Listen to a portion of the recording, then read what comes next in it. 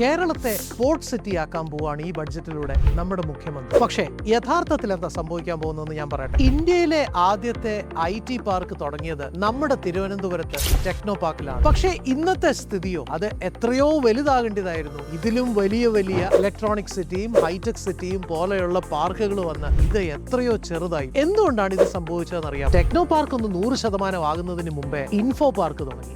Info park 100% utilise ചെയ്യുന്നതിന് മുമ്പേ cyber park പോട്ടെ, phase 2, phase 3, phase 4 ഇങ്ങനെ പല കാര്യങ്ങൾ. യഥാർത്ഥത്തിൽ സംഭവിച്ചത് IT പാർക്ക് കേരളം മൊത്തം സ്കാറ്റേർഡ് ആയി പോയി. ഇത്രയും സ്കാറ്റേർഡ് ആയി പോയത് കൊണ്ട് തന്നെ ബാംഗ്ലൂരിലെ ഇലക്ട്രോണിക് സിറ്റി ഒക്കെ അത്രയും വലുതായി. ആമസോണും ഗൂഗിളും ഒക്കെ ഹൈദരാബാദും ബാംഗ്ലൂരും തേടിപ്പോയി, തിരുവനന്തപുരം തേടി വന്നില്ല. ഇതേപോലെ ഈ പോർട്ടും ഇങ്ങനെ സ്കാറ്റേർഡ് ആയാൽ ഇത് തന്നെയല്ലേ വരാൻ പോകുന്നത്. യഥാർത്ഥത്തിൽ ഇതൊരു ഗംഭീര പ്ലാൻ തന്നെ.